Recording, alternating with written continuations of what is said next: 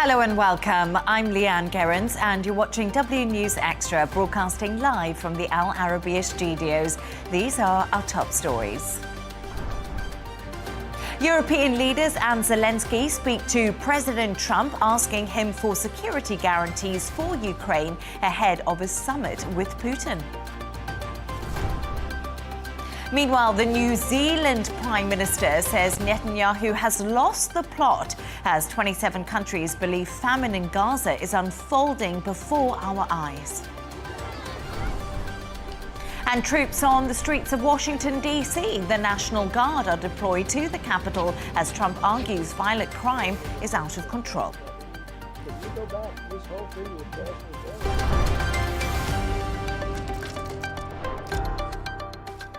Now, President Trump is warning of very severe consequences if Vladimir Putin refuses to halt the war in Ukraine ahead of their high-stakes summit in Alaska on Friday. The remarks came after talks with European leaders and Ukraine's president, who said Putin is bluffing about Russia's ability to win the war and sidestep sanctions. German Chancellor Friedrich Merz says the meeting could bring important decisions, but insists Europe's security must come first. Earlier today, Merz held a press conference in Berlin alongside Zelensky and spoke about a transatlantic strategy supporting Ukraine and putting pressure on Russia. Here's what Zelensky had to say. We talked about the meeting in Alaska. We hope that the central topic of the meeting will be a ceasefire, an immediate ceasefire. The U.S. president has repeatedly said this. He suggested to me that after the meeting in Alaska, we will have contact, and we will discuss all the results, if there are any, and we will determine the next mutual steps. To discuss this and all of today's stories, I'm joined by Shane McGinley, business editor at Arabian Gulf Business Insight, and Dubai 92 presenter Jono Hayes. Thank you so much for being with me this evening, Jono and Shane. So we got a few lines coming out of Donald Trump a little bit later on after this big meeting was held with Zelensky, the European leaders, and Donald Trump. So my big question to you is, why is everyone desperate to get on the same page just 2 days away from this big historical summit that everyone's gearing up for in Alaska?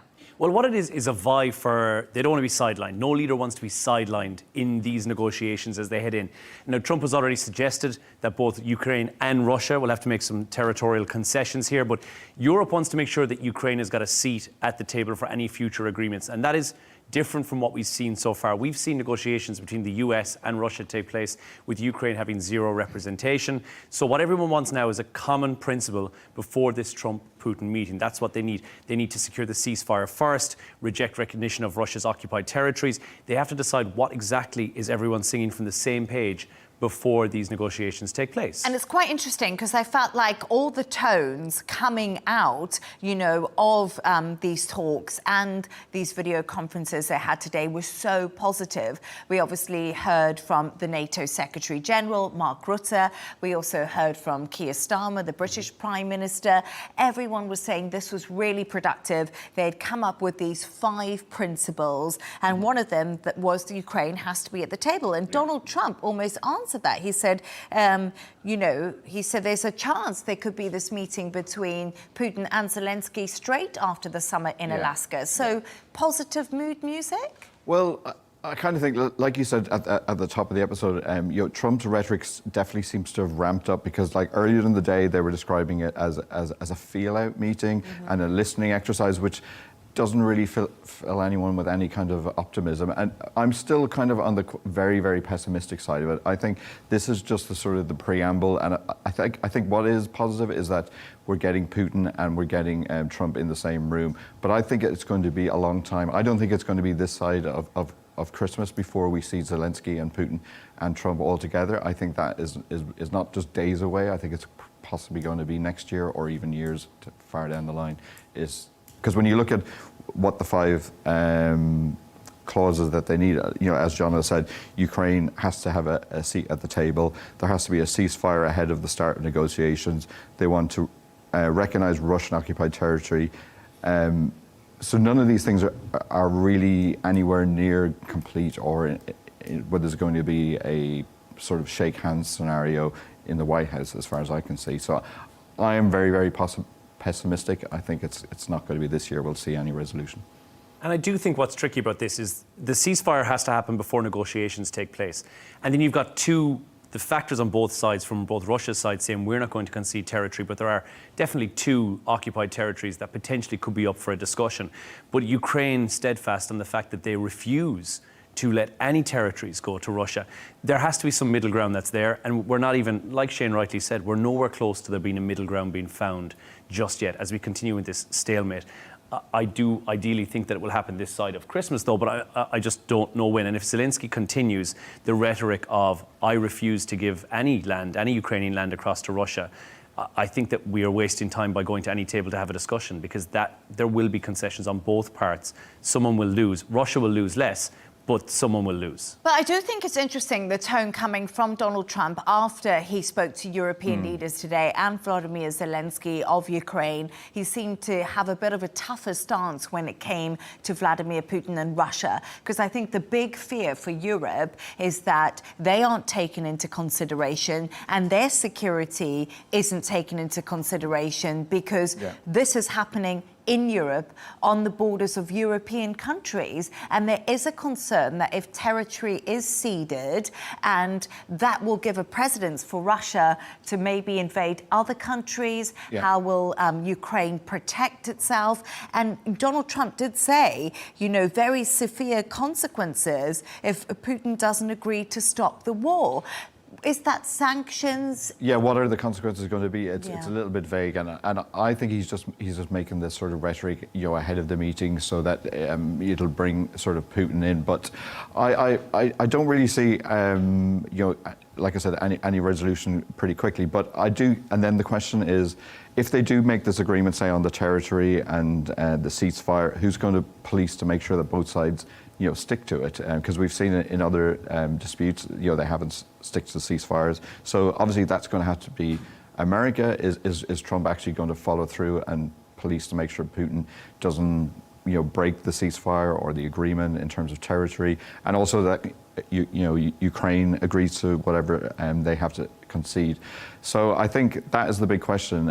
Obviously the EU wants to be involved because, like you said, it's in their backyard, and it sets a precedent that if more territory is lost sort of legitimately as part of this agreement.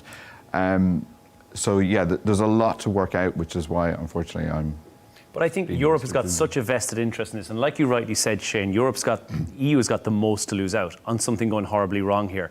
And when you say who should police the border, when it comes down to, because there will be a redefinition of the borders, it's not going to be the US. They're not going to put boots on the ground in Ukraine to police that.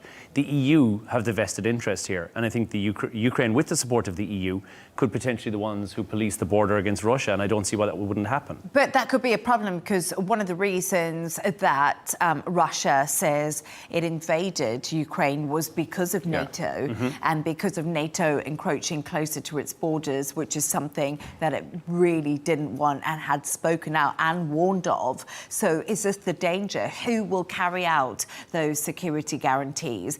Some people have suggested it could be Japan, it could be China, it could be a completely different player compared to anyone from European or the NATO side of things. But I mean, Friday's happening, it's just days away. We're going to see this meeting in Alaska. Is it all about the optics? Is it all about the performance? Is it all about the world stage? And I think, we seem to forget the civilian part of this as well. And there is over 13,500 civilians who've been killed in this conflict so far. 34,000 have been wounded. There is the huge toll on civilian life. This can't afford to go on much longer, because already it is a humanitarian crisis. And we've said it before. Gaza is taking the front page of the newspapers currently. The second or third page is now Ukraine. And I think the longer that it's off the front page, the more this is likely to drag into a stalemate. Yeah, and you say, how long is this going to drag on? So I did look into that and look up the stats. And I think it was interesting that Chancellor Merkel was talking about the Berlin Wall and how this call happened on August 13th, which the Berlin Wall started in 1961, and he made the point that that was when partition started in Europe, and he was making that analogy. But then you look at, it took 28 years for the Berlin Wall to fall. So is it going to take 3 decades for Ukraine to be resolved? I really hope not. I mean, that's taken into account that you would still have Putin in charge, which is possible at this rate, but you still have Zelensky in charge in Ukraine, and he's hanging on by a thread at the moment, and we know that he's lost quite a bit of support locally in Ukraine.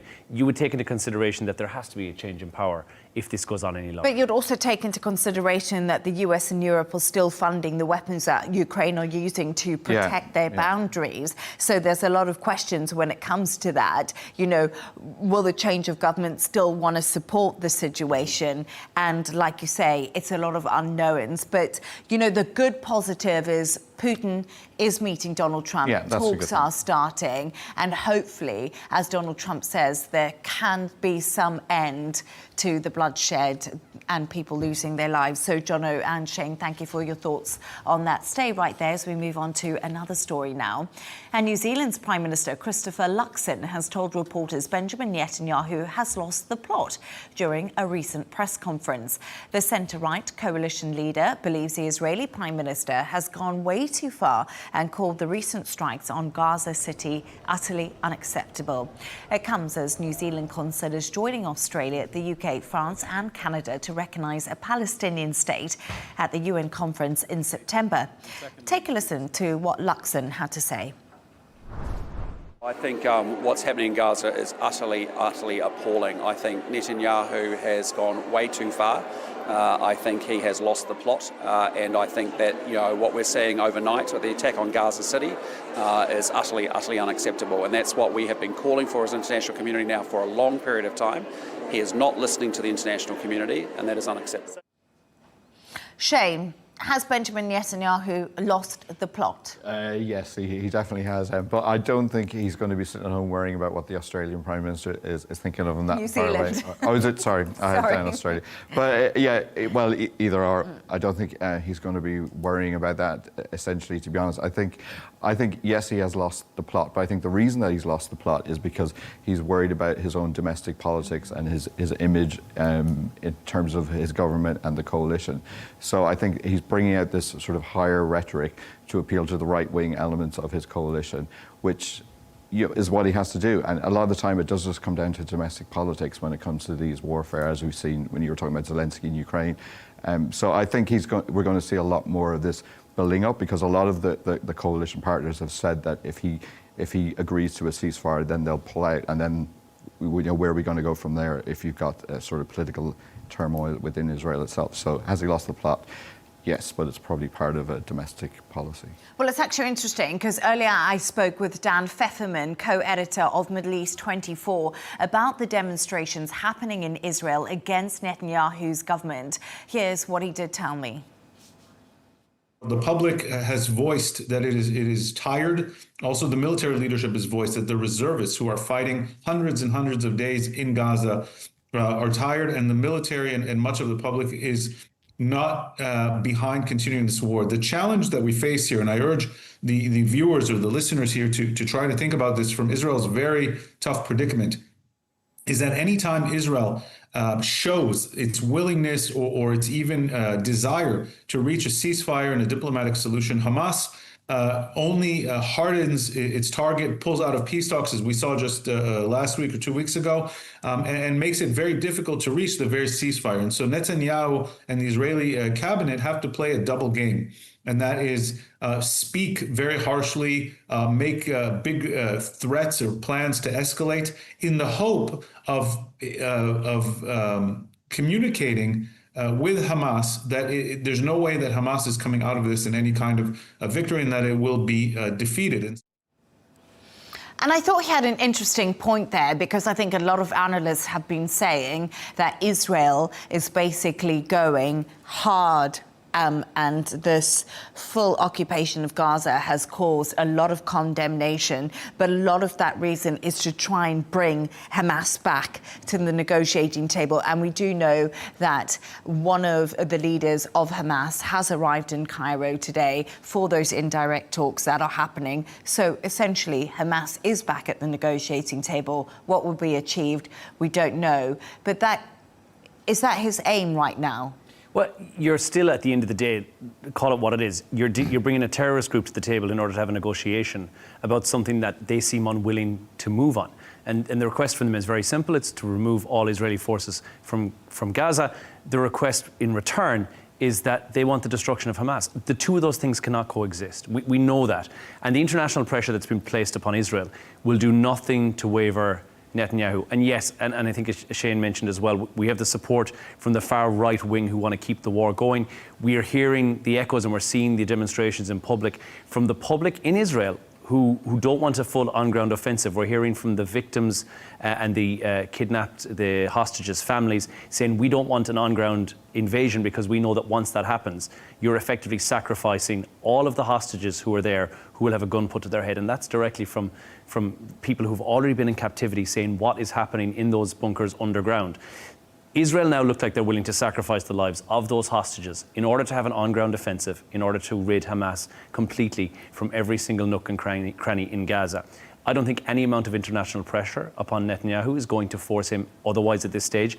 And I think it might be almost a Custer's last stand type moment, whereby in October, if he does launch this offensive, it's do or die. And that might be the end, or it might be the end of Hamas. But either way, Netanyahu in November is going to be there's going to be a different political outcome for him.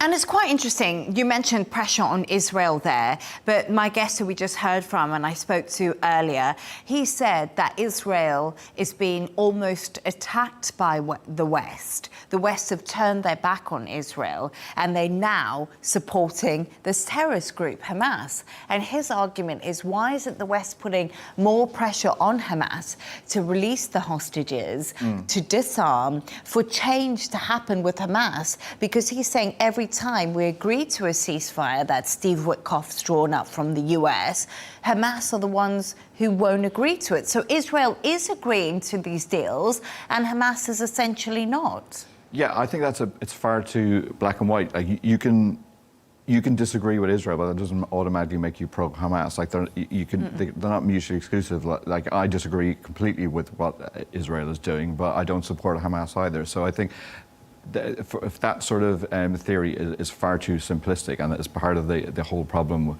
which is why we're in this sort of situation in Gaza in the first place. So I would my theory, if I had and I ruled the world, which I don't, would be that we'd like to see sort of Benjamin go and have a new opposition government, and to see if they can do it a lot better and they won't have the same sort of coalition issues, hopefully. I generally would not call for a change in leadership during warfare, but in this case I think there should be an exception. And like your clip showed, that I think a lot of the sort of Israeli public are getting tired of this as well. So I don't think it's benefiting anyone. And I think if there was an election and the coalition went in Israel, then you would see a mandate, and whoever gets into power then has the backing of the electorate. But I think at the moment, I don't really think they have the general support of either the West or Israeli citizens, as you were talking about earlier. That's a good point. Why is the West not putting more pressure on Hamas to release the hostages? Because if Hamas did exactly what they were requested to do, we'd be in a far different situation right now. And I'm not saying, of course, what Israel are doing. I'm not sure how you can really put pressure on a terrorist group. The only way that would work in terms of global diplomacy is that if every country recognises Palestinian state, and then Hamas has to start acting like no actual government in place. You have to look at the fact that there's no working government in place. No, exactly. In Gaza. So now you're saying we're going to have a terrorist organisation. Recognise the state, first and foremost, Palestinian state, to be recognised is a good thing if there's a working government in charge and at the head of that. And I appreciate the Prime Minister of New Zealand, to Prime Minister Luxon, for his audacity in thinking that his opinion matters to Israel. But we know for a fact that Israel cares very little about anyone's opinion. Except the US, for America's. And that is it, just the US. Yeah. Everybody else is irrelevant, and they're mere other countries that they have somewhat of trade with. But aside from the US, there's no big concern, there's no losses here. And what's really interesting is recognising a Palestinian state is almost symbolic at the moment. And that's something that we've had to speak about because, like you say, there's no working government. You know, Hamas has probably been weakened to the extent that they can't govern. So we are in a really difficult situation. But that was a really interesting conversation. Thank you so much to both of you for your thoughts on that. Let's move on to our next story. And the National Guard have appeared on the streets of Washington, D.C. after President Trump deployed the troops to the Capitol earlier this week. 800 are expected in the city, as well as 500 federal law enforcement agents. Armed vehicles have also been sent at popular tourist sites. Trump says crime in the area is out of control, a statement opposed by the city's mayor, Muriel Bowser, who has called the deployment an authoritarian push. Jono, you know, it was quite crazy, isn't it? Sometimes when you switch on your TV and you see some images, and I saw the images of the National Guard arriving in Washington, D.C., full camo outfits. You know, this is something that's in place and it's definitely happening. But what are your thoughts on these troops in D.C.? Well, authoritarian push were exactly the words that we heard used in LA during the riots there, where we saw 4,000 troops. 700 Marines were sent in as well to control the rioting there as well. This is a highly political move on the part of the Trump administration. It is a very clear message from President Trump to say that he is taking direct control over someplace that is his stomping ground and that he can, the Democratic-led city of DC. Now, statistically speaking, crime is down, but however, it's been down year on year. So if we look back at 2024, down by 35% on violent crimes. 2025, your mid-year review so far looks like it's down as well. Homicides down by around 12%. So on the surface, you would think, is this really necessary? But this, as we said, is his stomping ground. And this is where he can really make a difference. Is it overkill? It's certainly nowhere near what we saw in LA, but it is, it's a worrying sight to see something like this and to see the Trump administration put that many troops on the ground is a bit of a concern, but I think he's trying to send a clear message. Is he flexing his military might? Do you think it's authoritarian? Yeah, oh yeah, definitely. It definitely leads into that narrative. It's almost kind of like, you know, he's going to meet Putin soon, so is he going to get some tips on how to control the Capitol or something like that? I mean, stranger things have happened, let's be honest. A lot of stranger things happen. So, but I think it is interesting, and I looked into it about the cities that he's sort of choosing to pick. Like, I don't think he's going to pick some sort of great Republican city, which, if you can think of one off the top of your head, because I can't right now. But like LA, Washington, Houston, yes, I was thinking Dallas actually, but like I don't think you're ever going to see troops being sent in there. So I think it's very much divisive politics we're seeing being played out. But it's quite interesting because I spoke to Rob Artlett earlier. He's a former Trump chair. And I was asking him exactly about this. This is what our story's about. He said what Donald Trump is trying to do is bring peace and prosperity to Washington, D.C. He's trying to get violent crime down. And I said, what are the next places that could happen? Because you know, Caroline Levitt said there were 23 arrests last night. This is only the beginning. And he made the point that Washington, D.C. is a different beast because it's a federal district. So this is where that can happen. And it's only small. So he was almost alluding to the fact that is it actually going to escalate, or is this just something with the capital city Trump is concerned about because there have been a spate of attacks? We know someone from the Doge employment sector, the Doge corporation, or I don't even know sector, was attacked. So I wonder if that's what Donald Trump is concentrating on, and we shouldn't be so worried. You know, he's trying to get everyone to work together, and it's a good thing to bring crime down. And I guess a lot of the time there's intel that's at play that we are unaware of, that there may be something that's brewing underneath. There is a lot of animosity right now in DC in general with a lot of people who've been left unemployed. So we know that that's an issue. We know there was an increase in violent crimes that's there, and even though it's down year on year, there may be intel that's at play here that we're unaware of, that if we had it for the LA riots, we wouldn't have needed 4,000 troops and 700 Marines. And I think the economy situation in Washington, D.C. is interesting because we know Doge happened. We know there's been huge federal cuts with throughout the government. And a lot of people are saying the economy, you know, in Washington, D.C., if we look at it as a tiny place, it's beginning to crumble because these cuts have happened and so many people have had to move out of Washington, D.C. They can't afford it anymore. And people aren't going to the local coffee shops. They aren't going to the sandwich bars at lunchtime. There's not that thriving economy like there was before. I think there is, but I think Trump and his administration seem to be trying to focus more on what, you know, they seem to be calling them sort of mentally deranged and nutcases and all these kind of phrases, which I've been to Washington. I haven't seen too many of people like that when I was there. But I just think the optics are just bizarre. Do you not think it's when you look about the last time we had sort of violent outrage in Washington, you know, was related to the Capitol, which was, again, you know, and the National Guard was deployed at the Capitol riots that did happen. So we did see that. Yeah, so I think it's bizarre that the White House isn't seeing the sort of contradiction and the weird optics of that. But I think they probably just don't care, really, to be honest. And to be honest, you know, there was a 2-hour meeting when he announces, and he did have big people standing next to him. That's something that struck out to me. You know, when he made this announcement about the National Guard going to Washington, D.C., it was Donald Trump, it was Pam Bondi, it was Pete Hegseth, and it was Kash Patel from the FBI. You know, this is the top of the government announcing something like this. And some people are saying, is he trying to flood the zone to detract from other things that are happening? I mean, we've seen distraction techniques from the administration before, so stranger things have happened. But the question would be that if this is some sort of an experiment to look and see if he's going to bring the crime rate down and reduce the significant violent crimes. As you said, it's already going down anyway. It's already going down. If you look at statistically year on year, he's come in with a good book here, so to speak. It's already open on a drop by 35%. He wants to get it down to pretty much close to zero. But maybe New York, Chicago could be next. You really don't know. It depends on how well this works out. Is it a distraction technique? I don't know. There's so many plates that are spinning for the administration right now. It's difficult to know what story from Epstein we're trying to distract from this week. But it does seem to have done the job. And 23 arrests in one night doesn't seem like a lot, given that you've got 4,000 troops on the ground. So you'd have to question how viable this is going to be in the long term and how long this is going to last.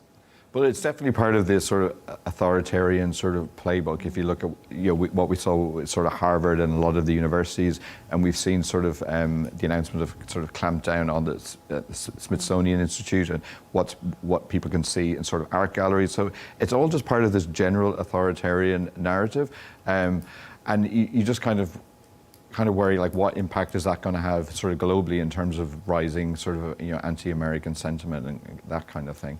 So if I was American, I would be concerned about what's happening. Well, I don't know if the US cares so much about, and you worry about tourism inward is one of the things that I don't know if America cares about because it doesn't fit in to the Make America Great Again narrative.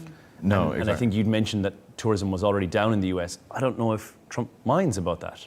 No, it was up in 2023 and it was up in 2024 and it's projected to be down in negative in 2025, even though globally it's already up. So it just shows that people are going less to America, particularly Canadians, which is no surprise. But like you said, I don't think Trump really cares what. It doesn't fit with the narrative. It doesn't fit with his narrative. I don't think he needs tourists, so to speak. And it's such an interesting point, isn't it? Because there's also, we saw the ICE agents on the ground when it comes to migrants. You know, we've seen the National Guard being deployed. But like Rob Artlett said to me earlier, Trump's main goal is peace and prosperity. And that's what the MAGA base do really want, if you think about it in many respects. But thanks so much for your thoughts on that. Now let's move on to another story. And for around 700,000 teenagers in England, A and T level results this week could help shape their whole future. But more students are asking a really big question. Is university actually still worth it? With rising tuition fees, record debt and a shrinking pay gap with non-graduates, the value of a degree is now under scrutiny. And of course, with AI reshaping the workforce, the future of higher education has never been more uncertain. And I think this is such an interesting conversation, Shane. Yeah. University, Should people bother? Was it worth it, guys? I'm going to say yes, and I did get called a snob at the weekend. So, but I definitely do think a university degree is worth it if you have the chance and you can do it, and it's open to you. But it does worry me what we were talking about before in terms of just the level of debt, especially in the US. I don't think you have the same level of debt in most other countries or in the UK, and it is worrying that the salary differences in the UK, and in particular between graduates and those who haven't gone to university. But I just generally think the life education that you get going to university is very good in terms of that it shows you've got commitment to actually follow through on a 3-year course and finish something, which to a potential employer, if you're like 20, is actually something of merit, and you can show what sort of how hard you worked. It shows a reflection of what you might be like as a potential employee. So I think, like we were saying as well, my degree didn't really get me into journalism, but it got me into the first interview, which then opened the doors. So that's a long answer to a yes. I think it's definitely still worth it. I think you have to really take how much money is being spent, and this is based on the UK as well. You leave university owing about $70,000 US, and that's for up to 40 years. You could be paying back that, which is a lifetime of that is more than a mortgage of a commitment. Now, as you mentioned, the graduate versus non-graduate difference is about $9,000 US from a non-graduate towards a graduate, and that's $9,000 is a fraction of the cost that you've spent, and tuition fees are going at around $12,000, with the cost of living going up at around $77,000 over 3 years. That is a daunting price tag by any standards. Taking into consideration that AI can now do a lot of those entry-level graduate jobs, you have to wonder really how much of a difference is it going to make. And in the great big world and the great big scheme of things, is on-the-job experience really going to outweigh somebody's degree? So I think this is such a fascinating question, because when I think about university, it was the best years of my life. I went to university in London. I was in my young 20s. I made my best friends at university. You learn to live on your own independently. For a personal growth thing, it's amazing. Your critical thinking, debate in university, all of that kind of happens. But then at the same time, I do agree with you, because I think right now, I didn't pay that much for university. It was only a couple of years I went, but it was a bit cheaper. Right now, would I want to be in all that debt again? And also, would it just be better off to do an apprenticeship if you do a plumber, an electrician? You've got a trade for life, and that trade can help you travel all over the world. That trade can help you work in different countries. And essentially, is that a better way to go now? And the only people who go to university, they go, to be doctors and to be lawyers. Do we need to just have those top-level degrees now and no longer paying a fortune for ones that possibly just get you in the door but you don't use? What I think on this, and this is my own personal experience, I would agree. 3 years well spent from my point of view, from a social element. And I learned so much about myself. We would have been friends at university. I think so, yeah, I think so. What I learned about myself as a person, I think what I learned about the great big world was invaluable. Yeah. There were friends of mine who equally at the same time were studying apprenticeships for trades jobs, who I think learned the same, if not more, but were getting paid while they were doing it. And so there was that difference, and I had to take a side job in order for me to fund part of myself and then rely on the bank of mum and dad for the rest of it. Would I do it again? Yes, of course I would. Did I utilise anything that I learned there in the real world, considering that my degree is remarkably close to what I'm doing for a job? Not so much, to be honest with you. Did enough people ask to see that degree after I left to justify the small amount of money that I paid, given there was free education at the time in Ireland where I studied? No, I don't feel like, I think if I'd spent $100,000 US on that degree, I would want to wear it around my neck, and I would want everybody to ask me what I scored as a result. Unfortunately, the reality was that after you have your first job, it then becomes the on-the-job experience that you have, which I even think journalism in itself, I learned more in 6 months on the job than I ever learned in 3 years. And Shane and I would probably agree with that. We're, as journalists. Although I do remember when I was starting off, they said, don't do a journalism degree, do just a general arts degree, and you do politics and history, and you learn it, because a lot of the time people go to journalism degrees and then realise they don't like it. In you basically have to learn to write. And I ended up doing a psychology degree and then just used the psychology for nefarious purposes, you could argue. But I did have to look up a stat as well. And actually, there was a global one done in 2024, and people who go to college actually have a better mortality rate and they live longer. But you kind of wonder, is that because people go to college are healthier, or is it people who come out of college are healthier? I don't really know the causality. Or is but that's it because there's also that it's once again the wealthy Yeah. that can afford to socioeconomic go. difference You know, between- it's that difference, isn't there, when it comes to the economies, like you say, socioeconomic differences. But another thing that I thought was quite interesting is, you know, in the UK, they're having junior doctors' strikes, and the junior doctors are saying we're not earning enough money for all that we've done. They had to study for 7 years, so the volume of debt and student loan they have is far greater than people who've just done a 3-year degree. And you know, they also have to go on placements, and it's very expensive to do. And the British government now is saying, actually, instead of giving them pay rise, should we just cancel all their student debt so that doesn't come out of their pay packet for the next 70, 40, however many years it might take. And that's actually not a bad argument. No, I would agree. Like I was lucky as well. I went to Ireland when it was free education, and probably if I had to pay for it, I might have studied harder. There is that sort of correlation. But I definitely think the doctors, that is a good way of let's wipe out their debt rather than give them a pay increase. But I don't know, I'd have to do the maths and see how the exchequer, how that would work out. But the other thing I was thinking about as well was that when I was at home sort of recently and I was talking to like the young people who are, you know, in secondary school, I think a lot of it is there's a whole problem with just the grading system, and you know, you have to do all of the, you know, English geography. It's all based on basically English language, how good you are at that. But I've seen with some of my nieces and nephews that they get amazing results sort of in math. But that doesn't mean that they're necessarily going to be very good at English.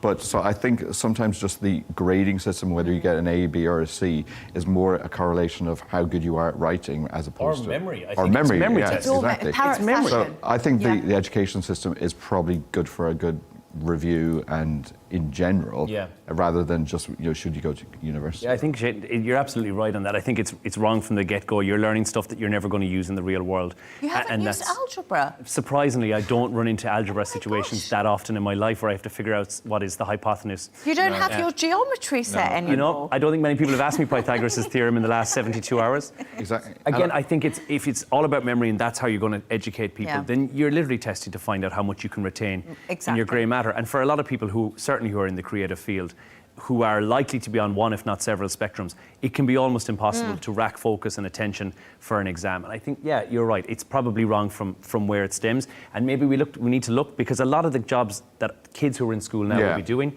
are not even in existence yet. No, and I speak to my nephew, which who's is a weird. teenager, and like that story said, it's all AI now. Yeah. Anyway, so is the whole job market going to change? And is the schooling system completely redundant? And it should be just more generally vocational. Like I was quite lucky, I did what we called fourth year back in those days, where you did work experience on a Wednesday. And I originally wanted to be a vet, believe it or not. So did I. And I did loads of science subjects.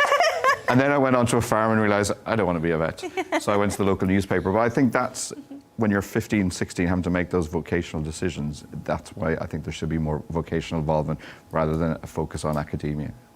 That's a very good point, actually. All three of us wanted to be vets. I did my work experience at a vet and realised it probably wasn't for me, and I became a journalist. So let's move on now to another story. And finally, Jono and Shane, you have come up with the best part of the show, a couple of quirky stories. Jono, and yours was all about online dates, and does it really work, and do they really stick together? Yeah, so it's bad news for couples who met online, because you're more likely to be unhappy and less happy in love, and also have less marital satisfaction as well. That's a brand new study that said this as well. You have the love intensity at the very start, but you don't have the same intensity that somebody who meets in person and has that love at first sight moment, which I think, by the way, is rubbish. But when they've checked into this, 16% of people who met their partners online ended up sticking with them, whereas that number rises to 21% among people who had that that love at first sight moment. And also, you're twice as likely to have met your partner online if you met post 2010 than you are from before that as well. So it does beg the question, are you happier if you've met your partner in real life and fallen in love by seeing each other, or are you better off meeting online and going, let's give it a go and see? Which is the big question? Well, I think it's an interesting question because I met my boyfriend online, and obviously it's such a fascinating experience because I didn't really know if it would really work, but it has worked so far, so that's a good thing. But I think when you meet someone online, you actually vet them out a little bit more. I think love at first sight can be a trap, because that's also happened to me in my life, and I felt like I was swept away in a trap rather than vetting that person, which I should have done. So I don't know. I would question the statistics of it, because I generally think I know a lot of people who met online back in the old days and they lied about it. Plenty of fish. What? Was it Plenty of Fish? That's the website. That was a website. The thing is, I had a BlackBerry which didn't support any of that, Oh my so I was like at gosh. disadvantage. So luckily I met my wife through Friends, which I think it should be like vetted by friends. I think would be a good act. Friends I think that's not reunited. bad. That was it. Again, I think there's a lot of websites that will do this, where they'll match you on compatibility and say this person's ideally suited to you because you both like fish, you both enjoy going for sushi, whatever the case may be, that you can find some commonality, which means you're already on a better footing to start off with. But the statistics indicate that actually you're off to a bad start, because this is based upon something that's so fickle. I agree with that, because I think that sometimes you can meet someone who you've got nothing in common with. Well, a few things, but not major things, but you're really attracted to them and your personalities just work. So I don't always know if it's common interest. I think there's more of an animal instinct when it comes to things like that. We're shallow. That's what it is. And this proves that even more so than that. However, the statistic still stands that 75% of marriages are going to end in divorce, which is shockingly high. And guess what? Especially if you're younger than 30, it's higher than that. It's 90%. And apparently, if you're, that's quite high if you get married. So those marriages don't last as long. You can just marry again and again, Liz Taylor. You can just marry again and again until you find out you got it right. Or people are just on their phones too often and they're not talking to their partner, and they're on their phones, then they're on the apps, and they're already looking for a new partner before they've got divorced. Going to a Coldplay concert. YOLO. Yeah, go to a Coldplay concert. Shane, there's this new kind of toothpaste that's happening. Maybe people should brush their teeth more, then they'll stay married longer. But tell me a little bit about why it's so unusual. It's from researchers in King's College London, which sounds very posh, so I'm sure it's absolutely true. And apparently it's going to come in about 2 to 3 years. So it's toothpaste, but it's made from human hair. Oh, that's disgusting. But, okay, here's the science bit. No. So it's something called keratin, which is, I don't know, some sort of protein. It doesn't really matter for the discussion. But you get that from your hair, and then that helps your enamel in your teeth and makes it better. So there is some so it's not like brushing your teeth with hair. No, essentially, they extract the keratin from the hair. Yeah. Well, I've bleached my hair, so I have no keratin in, so my hair would be useless. You get it from your nails as well. So Yeah, exactly. So that's exactly. But because I've gotten quite obsessed, I've had a lot of conversations about teeth recently. This is probably why I picked this story. Okay. Purely because probably I've seen a lot of people who clearly went to Turkey, and Katie Price, and who's actually gone to Turkey again apparently. I just saw on a flight there, Jet2 one, they said budget airline to Turkey. She was. Yeah. But I was just thinking before, like, do you remember your grandparents used to have false teeth and you could take them out and put it in a jar? I'd be quite on for that, to be honest. You know, you put contact lenses in your eyes, you put makeup on, you put clothes on. Can you not just like put your new teeth in the morning? Apparently, it's more drama than it's worth. Is what, and I take it from a reliable source. What, the turkey teeth or the dentures? No, the dentures. It's more drama than it's worth, and my dad said it's always a fair sign that you've moved on in life when your teeth no longer sleep with you. So I think that's probably, you want to keep them for as long as you can. But with turkey teeth and the advent of that, I don't know if we need to be putting human hair, keratin, into a toothpaste. Like, what's wrong with Colgate? It led me to look up stats again, as usual. So I did. Have we got time to look at who are the best teeth countries? We literally have, if you can do it for me in 1 minute. Okay, 30 weirdly, seconds. #1 country is Qatar. With the best teeth? Yes, and the people who have the best cleaning their teeth discipline are Italian. Wow. The worst? UK is not that high, and the USA, because they have lots of sugar drinks, their teeth aren't great. I always thought the Brits had really bad teeth. I think it's a stereotype, and you can't No, buy into I that. did think that. I do think that. They have the lowest percentage of brushing after meals. So. Yeah. Do I? Anyway, at least we've all got our own teeth. And we can end the show on the positive note. Thank you to today's guests, Shane McGinley, business editor at Arabian Gulf Business Insight, and Dubai 92 presenter Jono Hayes. And that's all from us on W News Extra. Don't forget to subscribe to our YouTube channel and follow us on X. G&T with Tom Burgess-Watson is coming up next. Goodbye and thank you.